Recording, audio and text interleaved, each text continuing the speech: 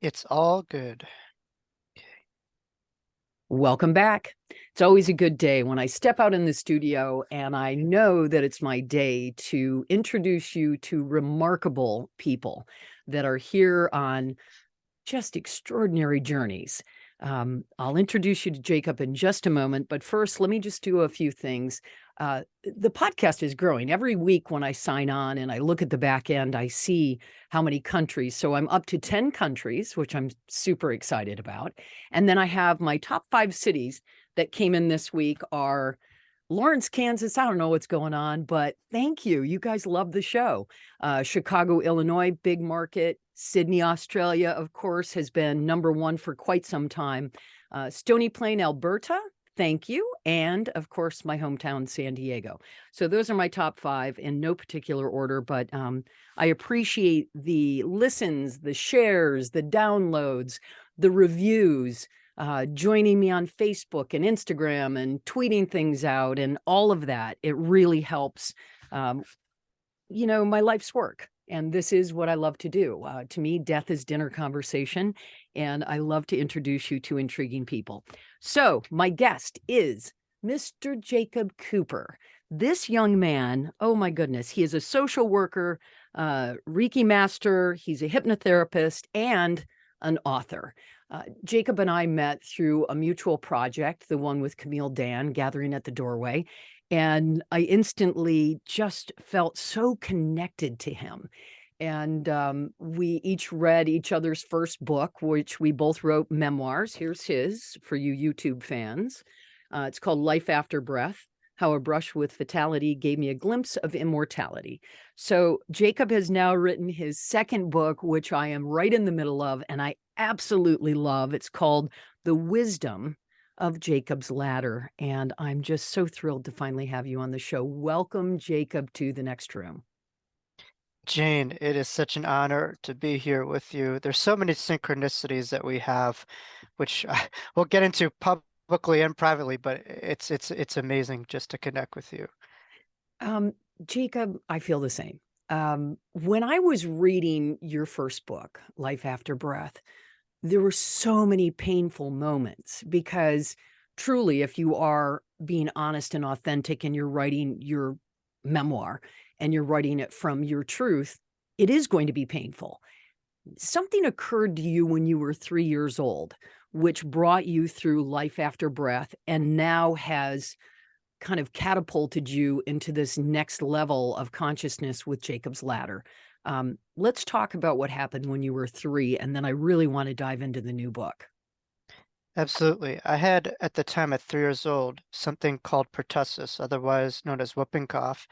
And I went to a playground, at a day, with family friends of mine. And actually, the person who took me, it's her 1 year passing over anniversary right around this time.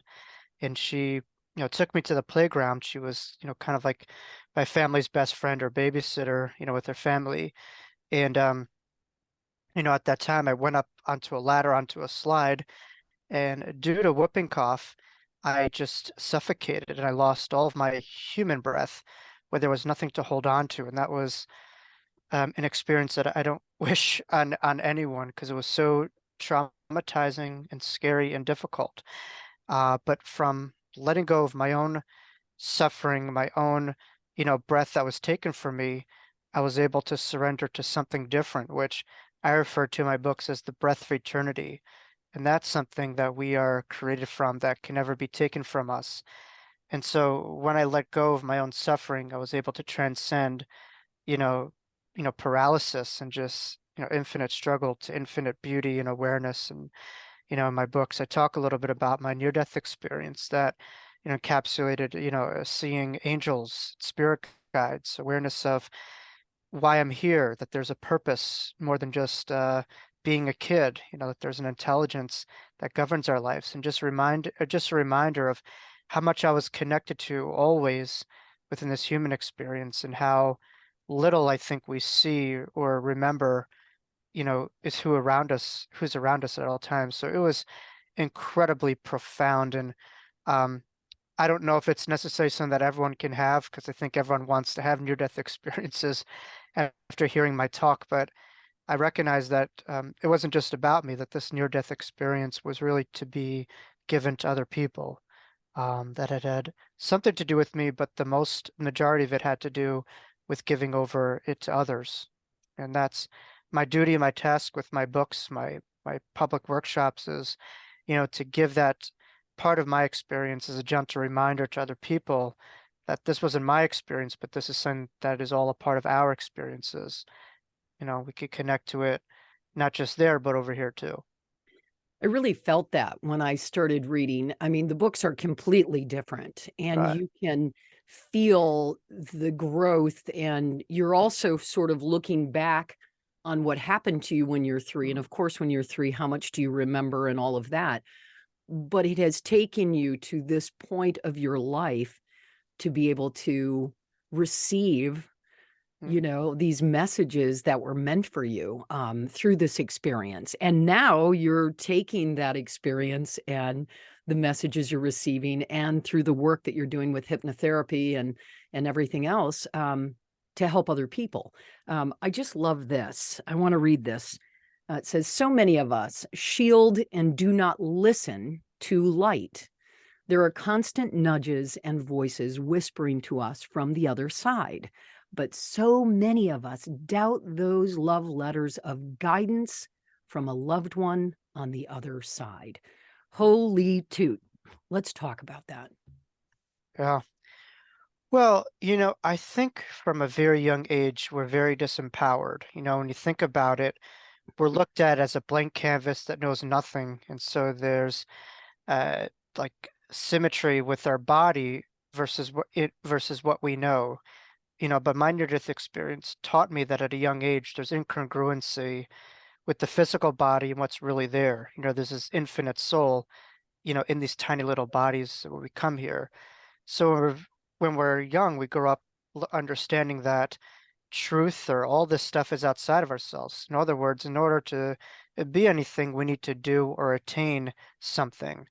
And so the near-death experience was a gentle reminder that yes, you can find beauty in all those things, but you don't have to necessarily sojourn thousands of miles away outside yourself, that you could turn within and you could trust that you have the power within yourself to really connect. But I think we've kind of distrusted that part of ourselves and just become, cynics, not just skeptics of this stuff, and just blocked it off because when you see yourself as a body, everything physical is all there is. But when you see yourself as a soul, then there's this kind of sacred whisper of beauty from another realm that you're able to really have a fine taste for as time goes on and an awareness of. I like when you were writing about that at the beginning of the book, Jacob's Ladder, Okay. that you said that when you speak to people or you do seminars and you say, who are you? Right. What are you all about? What is the meaning? Why? And then tell me about what normally everyone does. And then you try to dig deeper within that question. Yeah, no, I just ask people who they are, and they will point to their hearts or themselves. And I'll say, okay, but what happens when that thing goes? Then what are you? Where are you? And they just, some of them don't quite understand or can't, come up with an answer. So the point that I'm trying to make is, um, we have a body, but we're not a body. And all these things, we could have a home, but we're not a home. We could have a job, but we're not a job. Right. That we're experiencing these things, but it's not the full totality, of our story, that there's more than just this page that we're looking at. There's a greater encyclopedia before this life and after this life. And the current page that we are writing will influence, our other chapters of our life, sure, but it's not the be all and end all. And I think that will propel people to understand that that pain is finite. It's comes and goes, but who we are as beautiful spiritual beings transcends even death. And I'm certainly living proof of that. And so, that will help people to really transform pain as looking at it as something temporary, to have more resilience in the face of it, and understanding that pain especially pain, has a purpose. You could Mhm. transform that too. What about someone that comes to you that is terminal, that has had a dis-ease within their body and comes, from a doctor says, okay, this is it, end of game for you. How do you comfort or how do you speak to someone with that type of diagnosis? Well, I think it's important for people to really acknowledge two parts of ourselves. That we have a raw human part of ourselves, rooted in emotion, reaction, fear, anger, all that stuff. But then we have a wise mind or a higher self within all of us, and so I think it's important is that two things could be true at the same time, that you could have raw human emotions, but you could also allow yourself for the potential of looking at whatever circumstance you're in a different way, and so if people were trapped by their circumstances, I would never be a therapist. I would it wouldn't make sense for me to go on my job. The idea is to help people not only cope, but also transform. I made a post the other day that we're all artists, and some people will define artists as very unidimensional. It's just a canvas and a paintbrush, and that's a form of painting. But I think we're all artists of our spirit. We're artists of our mind. Mm, I love And, that. we have the capacity to see this canvas, which is life, and interpret things in our own unique way. And I found, you know, certainly being Jewish, but I've my book actually ironically came out on Holocaust Remembrance Day, Hmm. which I didn't plan it, but that's a day where, to me at least, you remind yourself of all the potential that was taken, a generation that was wiped out, including any book that was written by a Jew or any contradicting thought influencer was burned at the spot. And here I was less than 100 years ago as a Jew with a book. And it just reminded me that death of civilization or the body doesn't continue. Life always goes on. So that was an allegorical for me that I was still able to write books even when, at a time they tried to remove all that or the body goes into the ground. So you could bury a body, but you can never bury the soul. The soul will Mm, transcend that. The soul will overcome even death. Um, so yeah, I think really once people are able to have kind of like a Buddhist mindset, which I identify as cognitive reframing, where you don't, necessarily interpret your daily life by what happens to you, but rather how we interpret or engage with those events. And so, I bring up the Holocaust for that reason, that there was a man named Viktor Frankl who survived it. And, when he was at the lowest of abyss of human civilization, the modern era as we know it, he was able to find the most freedom. And he said, you could take away my body, all my rights, everything, but you can't take away my power to choose my thoughts, my reality. And so there was a space between whatever happened to him and how he was processing it. And he said that's where freedom lies. So with my clients who might be terminal, it doesn't mean a death sentence. No matter what, our bodies are going to transcend this. So we have the potential, to really transform something that's terminal into giving ourselves permission. In other words, we could allow ourselves a remission for permission, in any mhm. situation. Mm, I love that. I love that. That's very thoughtful. Um, what about fear? 3 years old, here you have this unbelievable circumstance that happens to you. When you came out to the other side or came back in your earthly vessel, were you flipped out? Were you afraid? Did you talk about it? Did you say to your mom and dad, what the heck just happened? I'm learning stuff every day about my experience. Okay. My parents are great people, but my father's like a psychotherapist, like very left brain analytical. I come from a line of therapists, so they're more invest in what's happening, in this world, not so much in the afterlife. They're more about this life. Okay. So they're not as much into the, that's kind of like fantasy almost to them. But, after my near-death experience, yes, I was filled with an immense amount of anger, and I attribute trauma to that. where there was just such it, it was such an experience that was almost impossible to put into words, and the suffocation of whooping cough didn't stop with that experience. I felt a degree of suffocation for almost 2 decades since that Mm. experience because I wasn't able to put into words. But my father told me, this past year that he said, I'm just kind of paraphrasing in my vernacular, but he said, hey, I said to him, hey, Dad, remember when I was rushed to the hospital? Something profound happened to me. It won't make sense to you now, but one day it will. But I can't talk about it right now. Mm. And, my dad is not anyone to stretch or make up things. It's, whatever, he's very kind of earthy and grounded. So, um, but, for me at least, there wasn't a vernacular or words to describe that. So I think near-death experiences could go one of two ways. It could be like the kid from Heaven is for real and just shout off at the rooftops and talk about their experiences.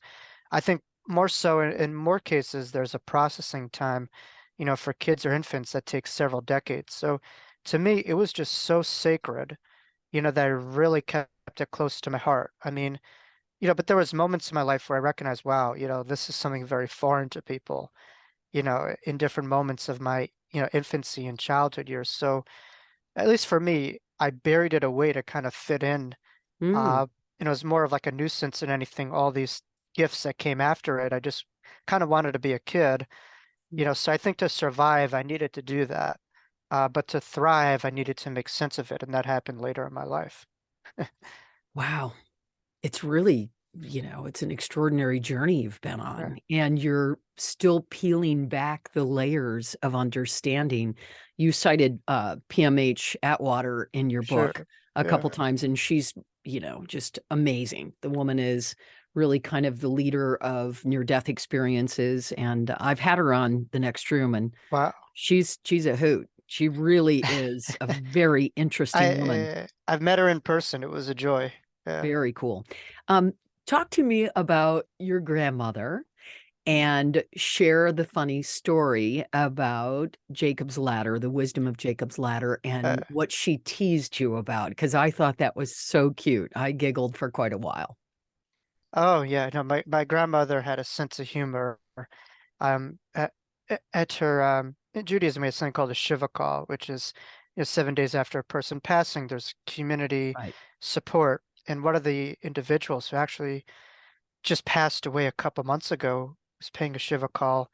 He said what keeps Millie young is that she has a sense of humor. That keeps her going. And you look at a lot of comedians, it's true that, they're able to laugh. It could allow you to propel through life and it could be something that helps you age better. Um, but yeah, no, I told her that the name of my book is called The Wisdom Jacob's Ladder, and then she said Jacob's Bladder. And I'm actually at my desk right now, and I don't know if it's possible to see over Zoom, but here's a little picture of the two of us. It Oh, might be hard, but that's her giving me a big oh, kiss as a kid.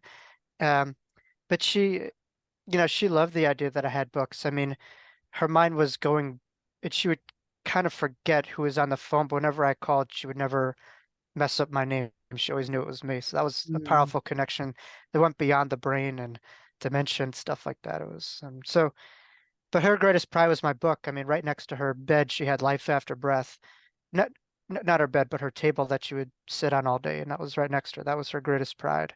mm, So yeah, people say, Jacob Cooper, you're an author, and my name's on a book, but it's hard for me to say that because I think that name carries so many names behind it. mm. I don't really see it as my name. It's just all the people that influenced me and inspired me is on that book. I don't walk this journey alone. Yeah. Yeah. No, nor do any of us. Right. The wisdom of Jacob's ladder, too, there's a lot of biblical references Sure. because of Jacob in the Mm. Bible. And let's talk about your growth as an author, because I certainly felt it within the first 6 pages of The Wisdom of Jacob's Ladder from Life After Breath. I was Right. like, wow, this is really cool. Being an author myself, I just appreciate when I see the growth of Right. a writer. And it's a beautiful book. It's so well written, but it's also, you really strip it down for us. you're not using all these huge words that we can't understand, and Right. it's not clinical. It's your truth of your evolutionary growth through consciousness. Right. And you share it, and you're also like kind of helping us to go, oh, like so many times I want to get out my highlighter and just start marking the book because it Yeah. is going to be a reference book. So let's talk about the book for a minute. How do you Yeah. feel about it?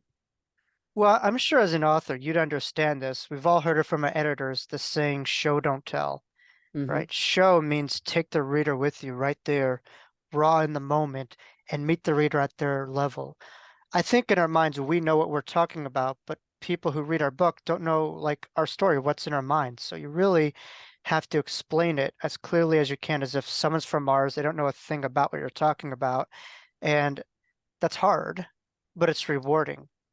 Um, so my journey as an author is it's a humbling experience. I mean, I started off in remedial level writing courses at a community college at the lowest possible level for reading and writing levels. I was the only kid out of like 30 something kids to get out of that class, after passing the standardized exams.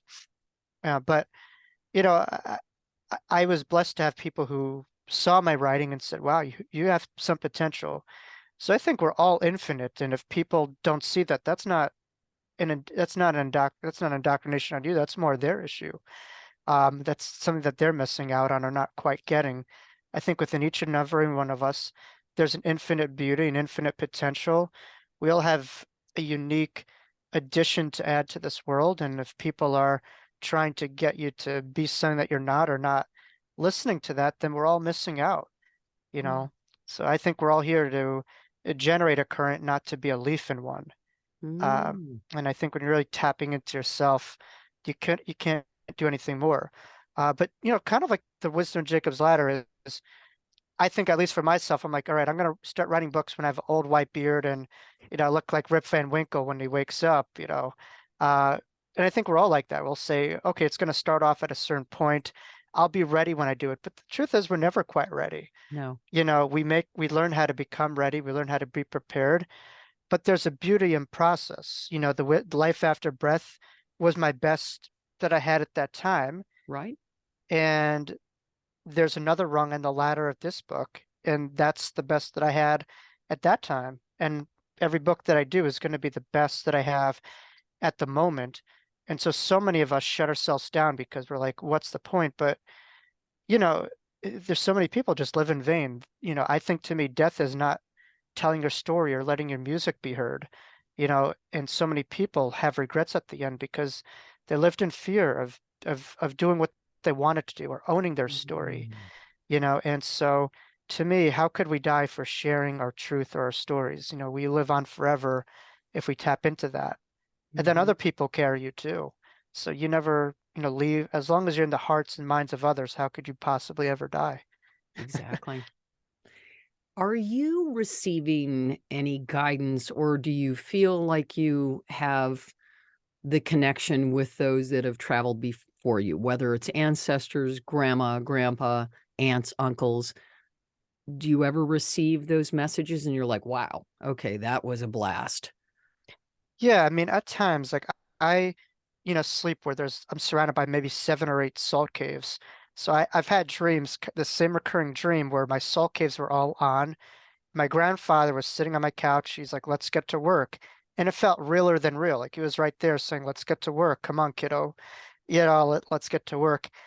And it's kind of weird because I was always talking about the spiritual stuff with my grandfather, and he would always say it's a hockey, you know what? But his teachings were more profound than mine because he would say, a part of me is in you. I don't believe in this afterlife mumbo jumbo, but I can never die because a part of me is in you and it goes through you. So Mm. so that is more profound than anything because it shows you that they're not just over there, but it's true to me that they're right, in the depths of our hearts. But I do get guidance a lot from those in their side. In fact, my best friend that, in the book, I had to kind of change around the name to kind of protect, Sure. you know, because some of the family members are still around.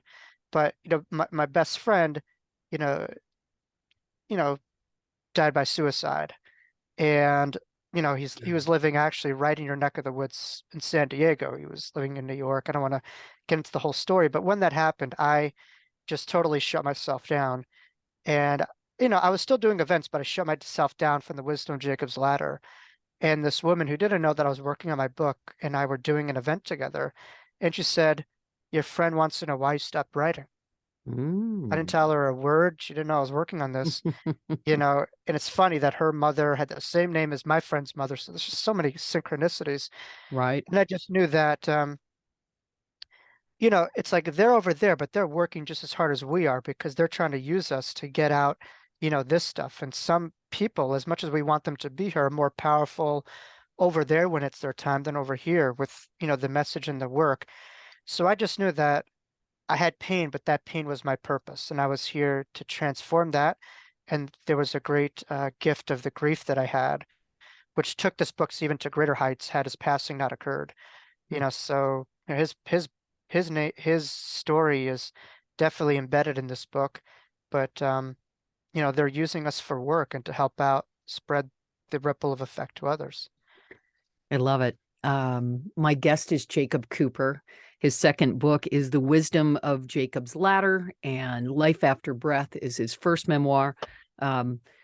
Jacob, I know this went super fast because I feel like I could talk to you for hours. Is there anything that you would like to share with us in closing today on the next room? Yeah, I would say, it's important to come to this with an open mind and an open heart, and recognizing, that what we see today or a viewpoint of life could always change. And the more that we change the way that we are viewing this, the things we look at will always really change. So, you know, I think early on when we have this viewpoint of a body 6 feet under the ground, and that's the box that we see the afterlife as, I could see why that could have fear. But hopefully within time, that box could be different. And when that box is different, that will inform our life definitely drastic measures. So I think what's important is this relationship that we have with life itself and always being able to be open to reframe that box that we view reality as we know it. There was a point where the world was seen as flat, as I mentioned in my book. Then people would say they would be challenged, and finally they broke their worldviews and they found out the world was round. So with vulnerability and exploration of possibilities of different viewpoints, what we're holding on to, we could really expand and totally alter reality as we know it, if that makes sense. It does. It actually does. I'm really enjoying your book. Thank you so much for being part of the next room. The Wisdom of Jacob's Ladder, Life After Breath. I will put all of the links to Jacob's books and to his bio, and all the information will be on the show page. Please, download the show, share the show. It's been growing, and it's only because of the listeners that are finding it through other sources. And for the wonderful guests that just say yes to take time out of their busy day to come on the next room, such as Jacob. So, Jacob, I am thrilled to meet you and to really meet you. And I look forward to working with you. I just have a really good feeling that we're going to collaborate on a lot of interesting, fun projects in the future. Absolutely. That would be my honor. Yeah. Thank you so much.